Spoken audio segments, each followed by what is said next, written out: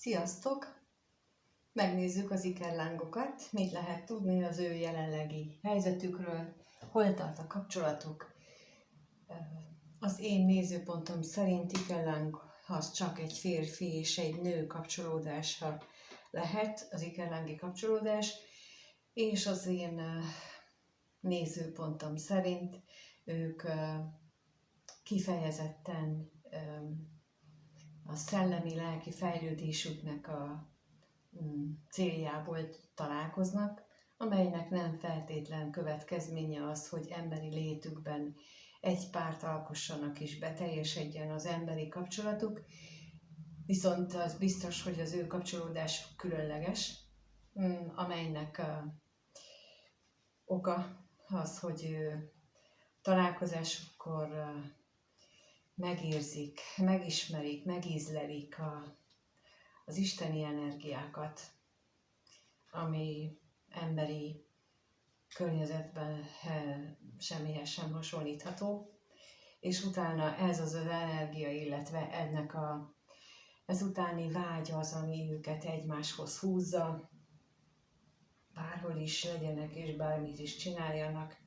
Úgyhogy ez az én tudásom alapján az én nézőpontom, és ami még fontos, hogy nekik ezzel az energiával és ezzel a küldetéssel, úgymond, vagy ezzel a kapcsolódásukkal különleges feladatuk van, ami majd később, talán majd később beszélek róla, vagy jobban kiderül, illetve azok, akik hozzám fordulnak, ilyen szituációban nekik mindenkinek elmondom azt, amit éppen erről tudniuk kell, és akikkel együtt dolgozunk, azoknak segítek is megélni azt, hogy minél gyorsabban és jobban haladjanak. Úgyhogy rajta lássuk, hogy akkor most akiknek az energiája itt van, az ő kapcsolatukról mit tudhatunk meg, hol tartanak ők? Ez a kérdés most. Hol tart ez az ikerláng kapcsolódás jelenleg? Mit lehet tudni erről a kapcsolatról?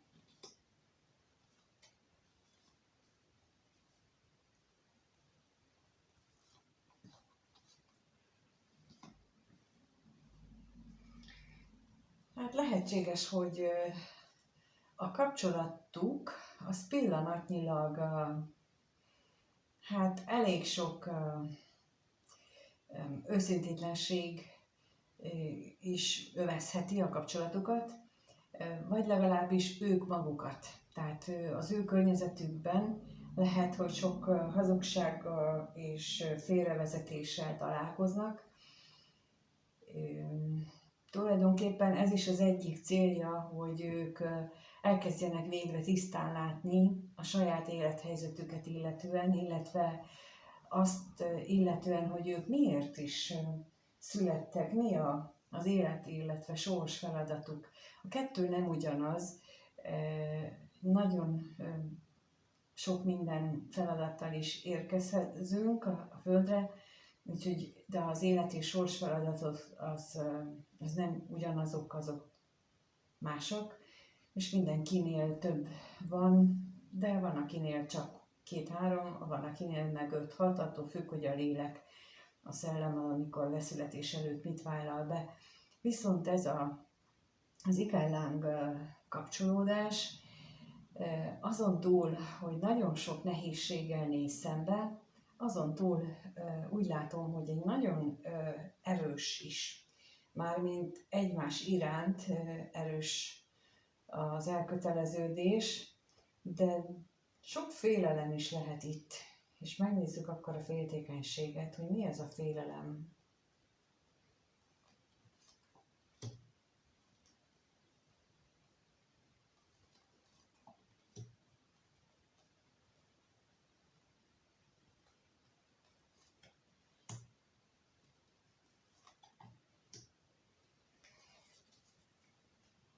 Talán amiatt, hogy nincs közöttük találkozás, vagy a találkozások nem olyanok, mint ahogy szeretnék, lehet, hogy a női fél az, hát ezt nem jól kezeli. túlságosan is elszomorodik ettől, túlságosan is mélyre veszi ezt az egészet, tehát hogy túlságosan is rosszul éli meg, inkább így mondom, és lelkileg ez őt nagyon megviseli. Ugyanakkor viszont én nem vagyok ebben biztos, hogy ez most annyira tragikus lenne, mármint a helyzet, de itt akkor a házasságra kérnék szépen, hogy arról mit tudhatunk meg itt a házasságról.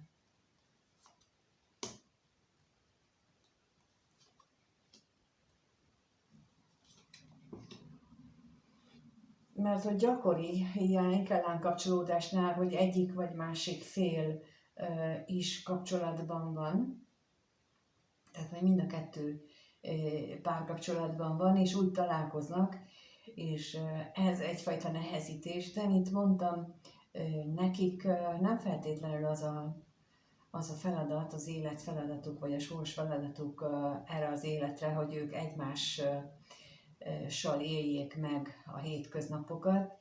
Ők egymást kell, hogy lélekben fejlesszék, illetve arra sarkalják, hogy fejlődjenek lélekben. És itt, amit a házasságra kértem, az is azt mutatja, hogy bizony miatt lehetnek nekik hát, ilyen negatív gondolataik, és ilyen elbizonytalanító gondolataik is, hogy érzik ezt a nagyon mély kapcsolódást, amit itt mondtam, hogy ők milyen kapcsolatot tapasztaltak meg a másiknál, és ez elbizonytalanítja őket a saját meglévő kapcsolatukkal összefüggésben. Ugyanakkor pedig, ismét hangsúlyozom, nem biztos, hogy az a feladat, hogy ők azt a kapcsolatot ott hagyják, hanem az mindenképpen, hogy azt a kapcsolatot megváltoztassák, illetve az ő saját egyéniségüket, a saját lelkis képességeiket abban kivirágoztassák, tehát meg tudják élni. Hát aztán, hogyha nem megy, mert mondjuk annyira eltérő az a környezet, amiben vannak, akkor persze változtatni kell, de elsődleges cél az az, hogy az bennük lévő értékes tulajdonságokat, azt elkezdjék felszínre hozni, és elkezdjék azt kibontakoztatni. És akkor a hamisságra kérnék szépen.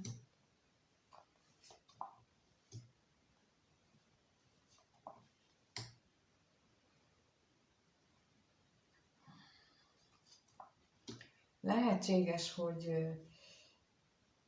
mint mondtam, a környezetükben elég sok őszintétlenséggel néznek szembe, és ott van bennük a vágy, hogy ezeknek a helyzeteknek, szituációknak, kapcsolatoknak jó lenne, ha már vége lenne. Például a lelki fejlődésnek ez is fontos állomása, és ez mindenkire érvényes, nem csak az ikerlángokra. Minden lelki fejlődésnek a kulcsa az, hogy képesek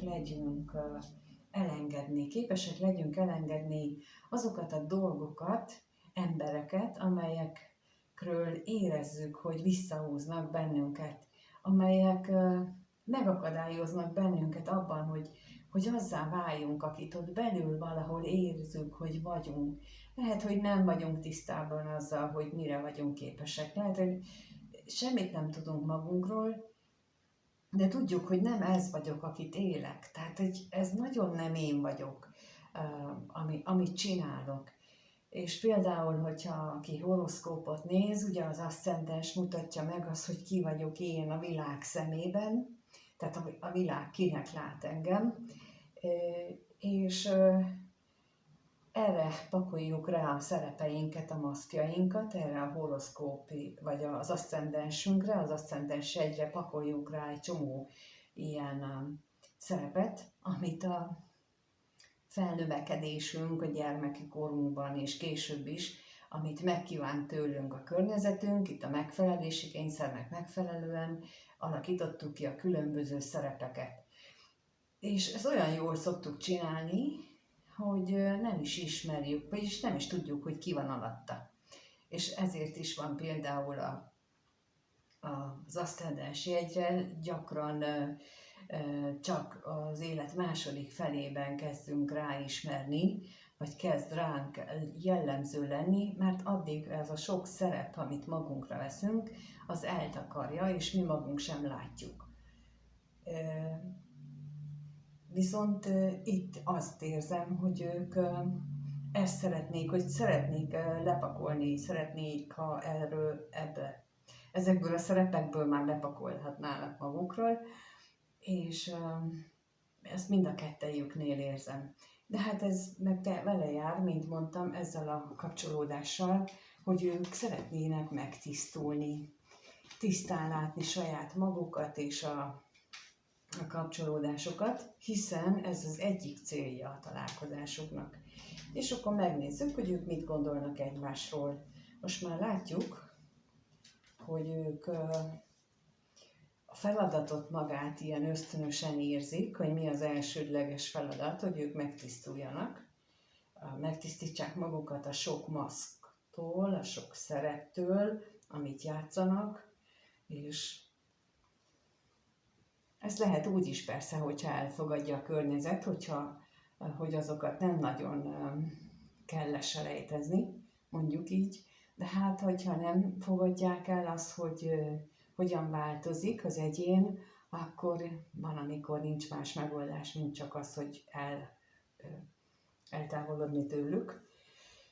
De és akkor megnézzük ugye, hogy ők hogy gondolkodnak egymásról. Kettőt kérnék szépen, hogy a női fél hogy gondol a férfi ikerláng párjára, és a férfi hogy gondol a nőre, milyen gondolatai vannak a nővel kapcsolatban. Hát a női fél láthatólag tudja, hogy ez egy teljesen új dolog, de azt is tudja, hogy ez számára annyira új, hogy ő nem tud vele mit kezdeni. És akkor megnézzük ezt a gyermeket, hogy mit jelent. Mert hogy még jelenthet mást is. Igen, ez a nem tudja mit kezdeni. Mit szeretne? Miről beszéljenek? Hát a találkozásról. Tehát ugye az elején az volt, hogy nem tudja, hogy mit kezdjen ezzel a személlyel, nem tudja, hogy hogyan viszonyuljon ehhez az egészhez, ehhez a nagyon más személyhez, mint amit eddig ő az életében megszokott, és nagyon sokat töri rajta a fejét, és rendkívüli módon szeretne beszélni arról, hogy találkozzanak, és hogy ezt megbeszéljék, hogy a másik fél is így érez-e. És a bíróra kérnék szépen még.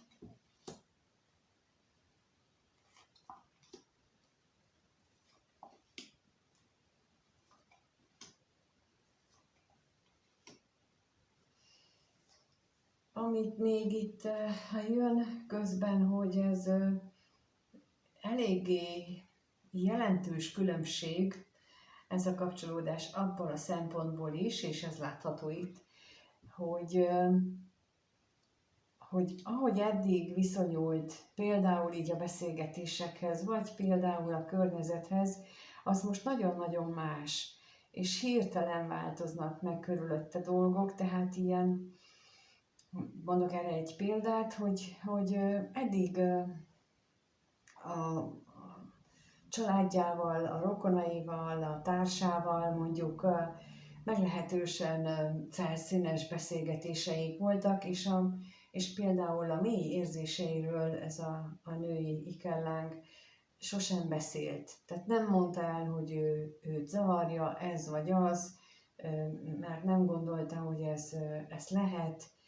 Ugyanakkor jön ez a férfi az életébe, és akkor neki ilyen minden probléma nélkül elmeri mondani a legbelsőbb titkait is, a legbelsőbb gondolatait is, és még csak fel sem merül benne, hogy ez nem illik, vagy erről ne beszéljen. Tehát, hogy én ilyen hatalmas változást látok itt, tehát, hogy itt, és ez is jellemző az ikellán kapcsolódásra, hogy,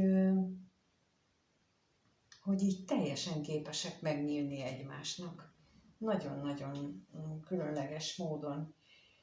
És a férfi részéről pedig azt látom, hogy ő is egy ilyen rendkívüli találkozásnak, vagy rendkívüli kapcsolódásnak gondolja ezt, a kettejük dolgát, és a női felet is, és a szerencsére kérnék szépen.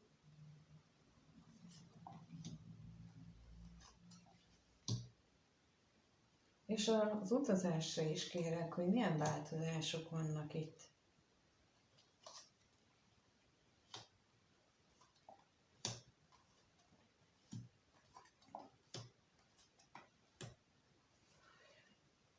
Őnála is azt lehet érezni, hogy ő is azt éli meg, így a másikkal szemben, hogy ő szívesen beszélne, szívesen elmondja a dolgokat, annak ellenére, hogy ezt a múltban nem így tette.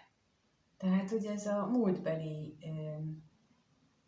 füllentünk egy kicsit, meg nem mondunk igazat, meg kamuzunk egy sort, azt ő szívesen így maga mögött hagyja, tehát, hogy nem azért, tehát ez a furcsa neki, hogy van ez a nő, és akkor ő egyszerűen neki el tud mondani mindent.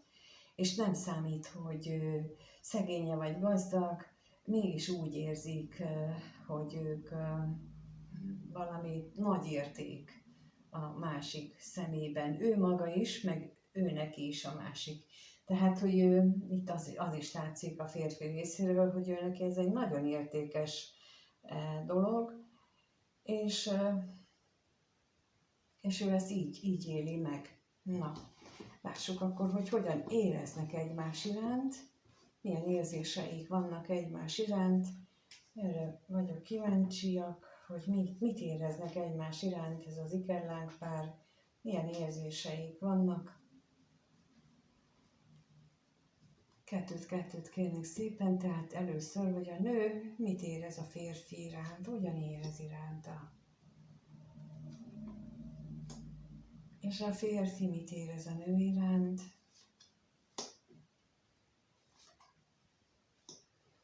Hát a nő láthatólag nagyon-nagyon bizonytalan, hogy mit kezdjen ezzel a kapcsolódással. Fogalma nincs róla, hogy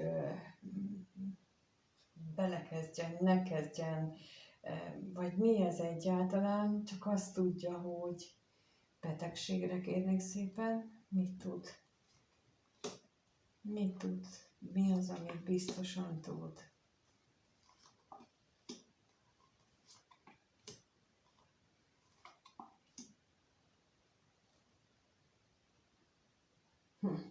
És a bíróra is kérek.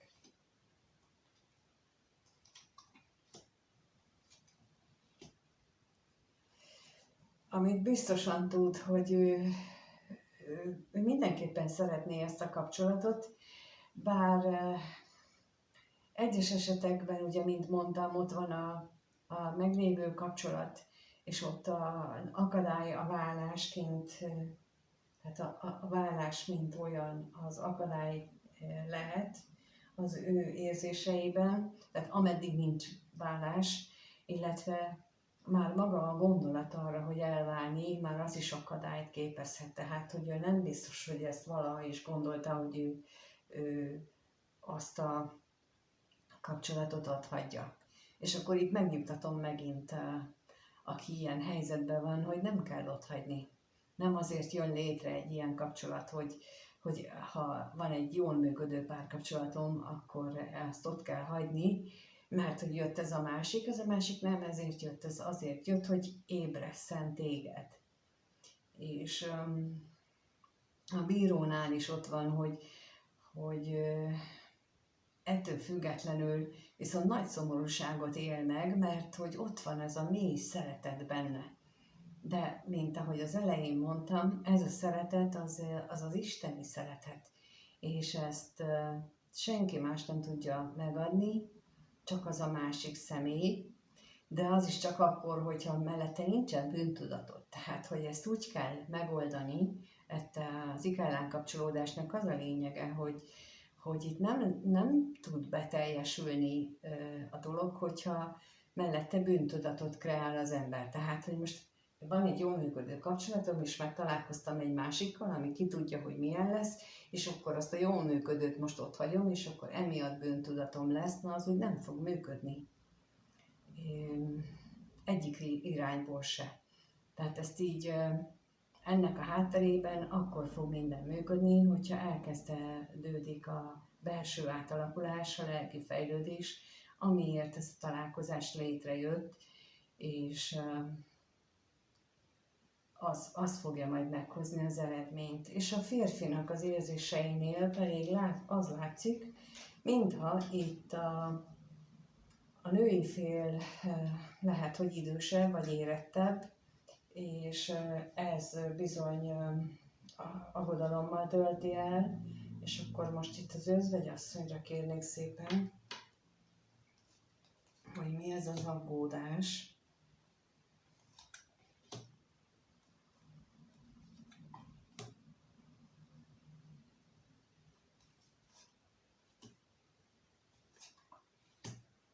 És a féltékenységre is kérek.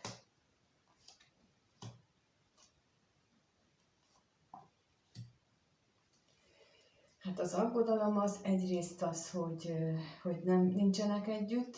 Itt lehet, hogy azt érzékelem, hogy itt a női fél az, aki párkapcsolatban van, és a férfi az, aki önálló, vagy hát pillanatnyilag szingli, és tudnak kapcsolódni, de a női fél az, aki nem tudna kapcsolódni, vagy legalábbis nála problémát okoz a vállásnak a gondolata is, vagy a lehetősége, és a férfi pedig úgy éli meg, hogy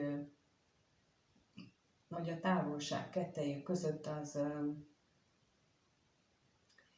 az problémás. Lehet, hogy ebből vita is van közöttük, de az kevésbé gondolom. Tehát így azt tapasztalom, hogy az ikerlángok esetén minimális a veszekedés. Tehát ott annyira nagy a harmónia, pontosan azért, mert ott, amit ikerlángnak nevezünk, máshol másképp is nevezik, de az a lényeg, hogy amit én itt ikerlánként is a elterjedt, köznyelvben elterjedt vélekedés szerint, ott a lelkek azok ugyanaz a léleknek két fele, és ezért van az elképesztően nagy összhang.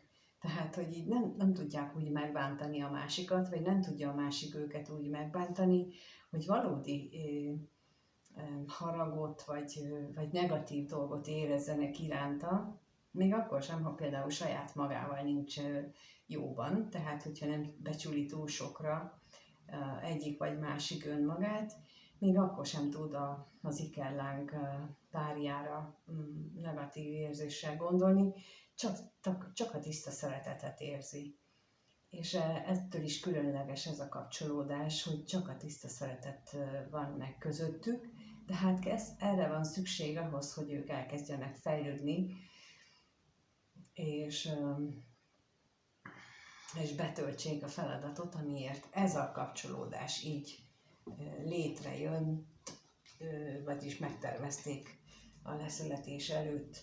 Így jó, hogy ők találkoznak. Már hogy van, az kétségtelen, az onnantól kezdve, hogy az abszolútumból a lélek elindult, onnantól kezdve az a ketté hasadt lélek pár, ez megvan, csak hogy mikor találkoznak, az különböző, és ez attól függ, hogy hogyan fejlődik a lélek, és a lelkek fejlődését hivatott úgymond kiegyenlíteni egy ilyen találkozás, úgyhogy megnézzük, hogy hogyan alakul a következő 1-2 hétben ez a kapcsolódás.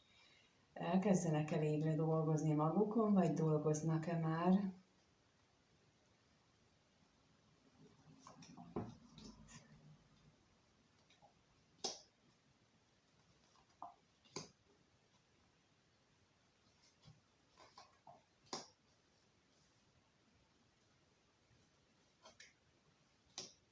úgy tűnik nekem hatalmas átalakulások várhatók.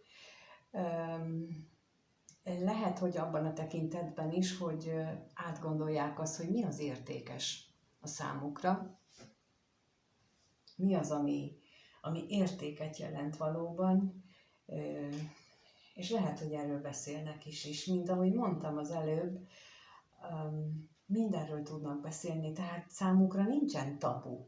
Nincs olyan, hogy ezt így nem lehet neki elmondani.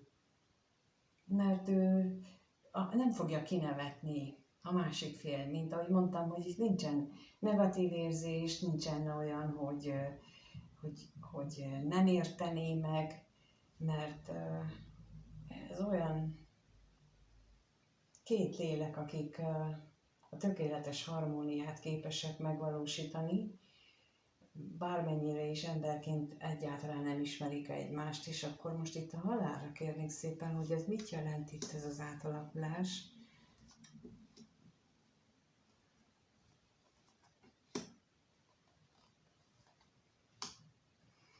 Úgy látom, hogy itt már az előbb is gondoltam, vagyis azt éreztem, hogy a férfi az, akinek új szokásokat, aki most van a sor, hogy az ő komfortzónáját megújítsa, elhagyja, feszegesse a határait, hogy abban történjen hatalmas változás, és az ő esetében éreztem az előbb is azt, hogy neki kell értékrendjét megváltoztatni, illetve neki kell átgondolnia azt, hogy mi a fontos az életében, és mire vágyik. A gondolatra is kérnék szépen.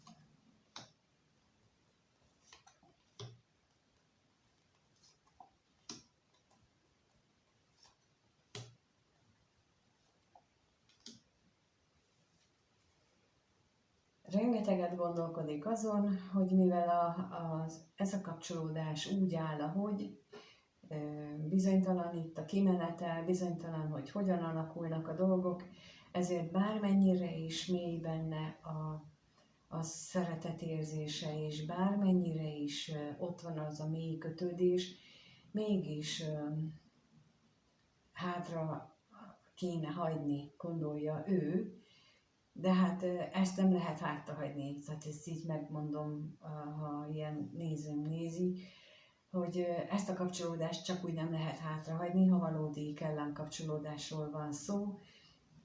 Meg lehet tanulni vele élni, együtt élni, mármint, hogy ez van, ez a kapcsolódás, ezt meg lehet tanulni, hogy van, és meg kell tanulni elfogadni ezeket, hogy ez így működik, és ennek megfelelően lehet élni az életet.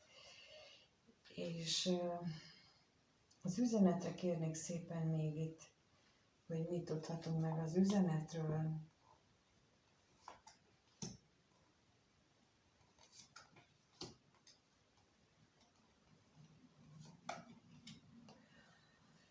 Lehet itt a múltbeli üzeneteknek, vagy a múltbeli ígéreteknek is hátat kell fordítani, vagy legalábbis olyan, mintha azokat felül kellene bírálni, azokat át kellene gondolni, hogy azok mennyire szolgálják a mostani érdekeket, vagy mennyire szolgálják a mostani célokat, mint ahogy az életben minden az elmúlt 10-20 évben teljesen megváltozott, abszolút minden megváltozott körülöttünk. Ebben a tekintetben is vannak, vagy lehetnek olyan helyzetek, amire azt kell mondjuk, hogy lehet, hogy eddig 100 éven keresztül ez volt a gyakorlat, és lehet, hogy korábban ez volt a véleményem, de változtatni kell rajta. Itt azt érzékelem, hogy itt lehet, hogy itt bármelyikük, vagy mindkettejük azt fontolgatja, hogy ezt a korábbi nézőpontját, hogy lehetne megváltoztatni, de mondom, itt nagyon fontos az előbb, ahogy kijött, hogy a komfortzónát, itt a férfira mondtam, de lehet mindkettejüknél is, hogy ez is a komfortzónának a része, hogy amit én eddig megváltoztathatatlan hitemnek, világnézetemnek, elköteleződésemnek gondoltam, azt most bizony át kell dimenzionálnom, át kell fordítanom, és a fókuszát esetleg máshova tenni, mert akkor úgy értelmet nyernek a dolgok. És az, hogy jól csináljuk el a dolgunkat, vagy ez jó irány-e, ezt könnyen letesztelhetjük, mert hogyha valamit változtatunk, és ennek következtében, vagy ennek hatására elkezdenek jó dolgok történni velem, akkor az azt jelenti, hogy jó az irány, amit irányváltoztatást csináltam. Ezt így nagyon könnyen ki lehet próbálni. Ikerlelkeknél, ikerlángoknál különösen hatékonyan működik ez, hogy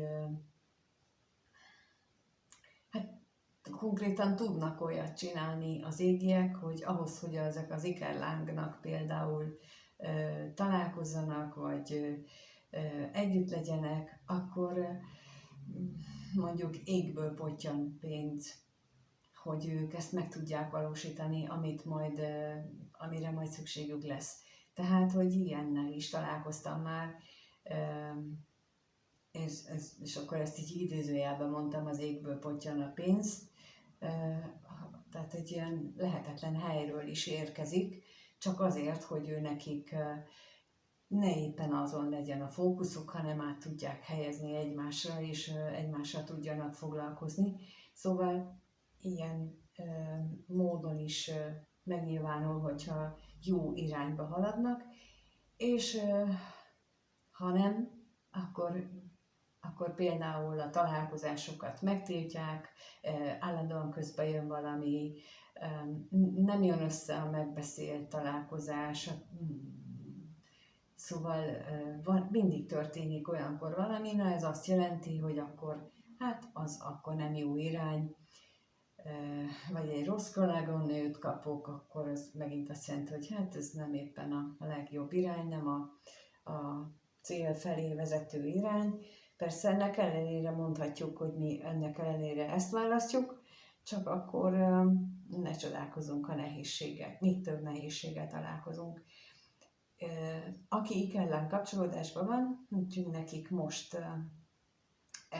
ezt tudom mondani, vagy akik úgy gondolják, hogy így vannak, nekik ezt tudom mondani, akik már voltak nálam is, megbeszéljük és beszélünk róla folyamatosan, hogy mik történnek, és milyen változások történhetnek az életükben, és hogy normális az, amit megélnek. Hát őket csak biztatom továbbra is, hogy beszéljünk róla, mert nagyon fontos, mint ahogy nekik már el is mondtam, nagyon fontos szerepük lesz, és van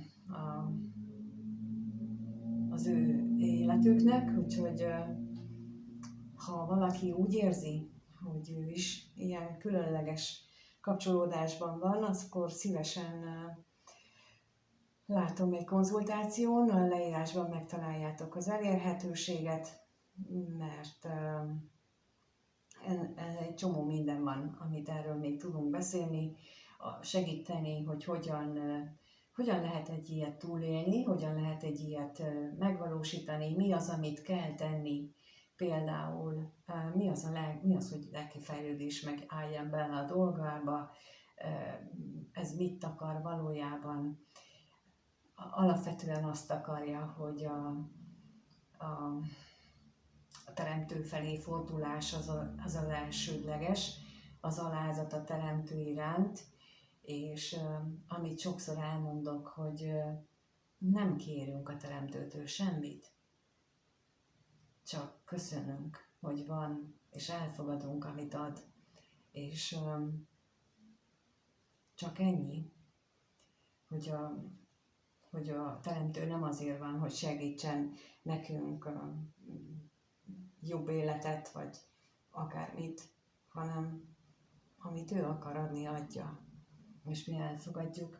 És ez a legnagyobb feladata, és ez a legnehezebb feladata az ikerlángoknak, hogy ezt megtanulják, hogy bármi jó, amit kapunk, még akkor is, hogyha egyébként az ma éppen rosszul esik nekünk, akkor az is jónak kell lenni, és azt is úgy kell elfogadni. Úgyhogy hát ilyen dolgokat is meg tudunk beszélni, meg minden mást is, hogyha kerestek.